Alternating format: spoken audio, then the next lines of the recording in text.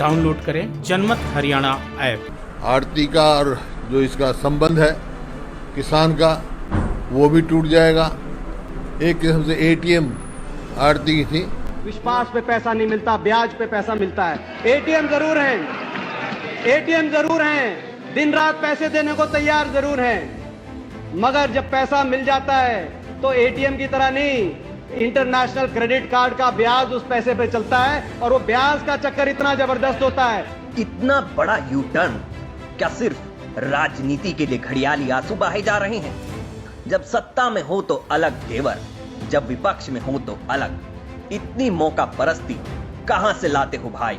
किसानों से संबंधित विधेयक लोकसभा और राज्यसभा में पास हो गए हैं। फिलहाल राष्ट्रपति की मंजूरी का इंतजार है।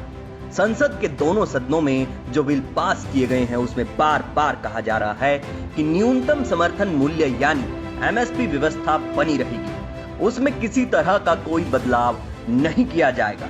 एमएसपी को लेकर प्रधानमंत्री नरेंद्र मोदी ने कहा भी है कि एमएसपी में कोई बदलाव नहीं किया जा रहा है और सरकारी खरीद जारी रहेगी। देश के दूसरे भाग तो फिलहाल शांत है, लेकिन पंजाब और हरियाणा में इसका विरोध थमने का नाम नहीं ले रहा है और जमीन पर कांग्रेस इसकी अगुवाई कर रही है। लेकिन सत्ता का चरित्र ही ऐसा है, चाहे कांग्रेस हो या फिर बीजेपी, सभी एक थाली के चट्टे बट्टे हैं। जिस बात का वो विपक्ष में रहते हुए विरोध करते हैं, लेकिन सत्ता में आते ही उसे सबसे पहले लागू कर देते हैं। आज से 8 साल पहले दिसंबर 2012 में लोकसभा में दीपेंद्र हुड्डा का दिया गया बयान कांग्रेस के इसी दिवालियेपन को प्रदर्शित कर रहा है। को ज्यादा भाव देगा किसान, अपना फसल उसको देगा, किसी और को नहीं देगा। अगर आड़तिया देगा तो आड़ती को देखो, जो जिनको आपने परंपरागत एटीएम का नाम दिया आड़ती को, जो इसको आपने कहा कि भाई परंपरागत एटीएम और किसान और उस परंपरागत एटीएम को के एक रिश्ते को महिमा मंडित करने का काम जो किया, मैं ये कहना चाहता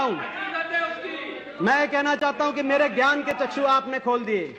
जब आपने परंपरागत एटीएम का नाम दिया और कहा किसान अपनी दुख में, अपनी बीमारी में, अपनी हारी में, ब्याह शादी में जब उसको मजबूरी होती है तो इनके पास पहुंचते हैं और वहां से इनको विश्वास के ऊपर पैसा मिल जाता है, जैसे दिन रात एटीएम से पैसा मिल जाता है।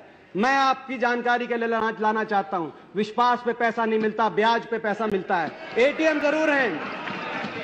जरूर हैं, दिन रात पैसे देने को तैयार जरूर हैं, मगर जब पैसा मिल जाता है तो एटीएम की तरह नहीं, इंटरनेशनल क्रेडिट कार्ड का ब्याज उस पैसे पे चलता है। अगर खुली अर्थव्यवस्था इतनी खतरनाक है तो इसकी जनक तो कांग्रेस ही है।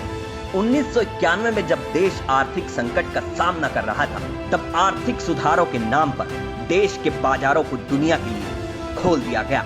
तब देश में कांग्रेस की ही सरकार हुआ करती थी। तत्कालीन प्रधानमंत्री पीवी नरसिम्हा राव की अगुवाई में देश में उदारीकरण, खुली अर्थव्यवस्था और निजीकरण की शुरुआत हुई। इन सब के आर्किटेक्ट थे तत्कालीन वित्त मंत्री मनमोहन सिंह, जिन्हें कांग्रेस ने 10 साल तक देश का प्रधानमंत्री बनाया।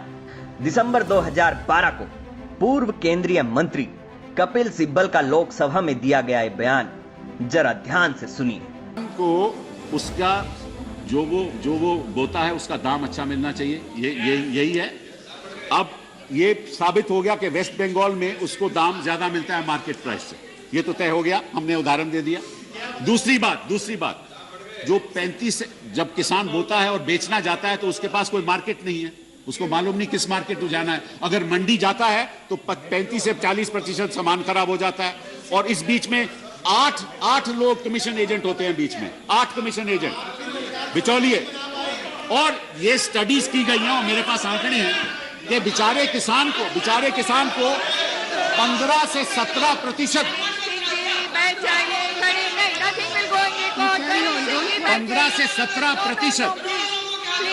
15 से 17% जो माल मार्केट में बिकता है उसका केवल 15 से 17% किसान को जाता है, बाकी बिचौलियों को चले जाता है। तो आप विपक्ष के नेता और विपक्ष दलों को यह तय करना है कि वो किसान के साथ हैं या बिचौलिए के साथ। ऐसा लग रहा है कि सिब्बल ने किसान विधेयकों की अहमियत को आज से 8 साल पहले ही समझ लिया था। लेकिन फर्क सिर्फ इतना है, तब कांग्रेस सत्ता में हुआ करती थी और उस वक्त सिब्बल मंत्री हुआ करते थे। क्योंकि अब वो विपक्ष में है, इसलिए कांग्रेस के सुर बदले हुए हैं और विधेयकों को किसानों को खत्म करने वाला बता रहे हैं। सिब्बल के ही पीछे बैठी कांग्रेस की वर्तमान प्रदेश अध्यक्ष कुमारी शैलजा मुस्कुरा रही हैं। ये बात और है, वही शैलजा अब मंडियों में घूम घूम कर घड़ियाली आंसू बहाती हुई दिख रही है। आज कांग्रेस पार्टी ने पूरे प्रदेश में हर जिले के मुख्यालय पर प्रदर्शन किया है। हमारे किसानों के, मजदूरों के और आड़तियों के समर्थन में, जो भारतीय जनता पार्टी द्वारा कोविड की आड़ में 3 काले अध्यादेश लाए हैं। 1991 के बाद से देश अर्थव्यवस्था की जिस पटरी पर दौड़ रहा है, बदलाव से किसी क्षेत्र को रोक पाना संभव नहीं है। जहां तक हरियाणा की बात है, विधेयकों का विरोध कर रही आड़ती एसोसिएशन और राइस मिलर्स एसोसिएशन को सीएम मनोहर लाल ने कन्विंस कर लिया है। आने वाली 1 अक्टूबर को प्रदेश में धान की खरीद शुरू होने जा रही है। उसके बाद से किसानों को भी समझ में आ जाएगा कि एमएसपी खत्म हो रही है या फिर बढ़ रही है। सरकार को यह सुनिश्चित करना होगा कि फसल की खरीद वक्त पर हो, पेमेंट टाइम पर हो, तभी किसानों का सरकार पर भरोसा बढ़ेगा और एमएसपी को लेकर जो कांग्रेस बहकावे की राजनीति कर रही है, उसका पर्दाफाश भी हो जाएगा। ब्यूरो रिपोर्ट, जनमत हरियाणा। राजनीति के आगे, राजनीति के पीछे, हर हलचल को जानने के लिए हमारे YouTube चैनल जनमत हरियाणा को लाइक करें, सब्सक्राइब करें और अपडेट रहने के लिए बेल आइकन दबाना ना भूलें। देखते रहें जनमत हरियाणा, सच के अलावा कुछ भी नहीं।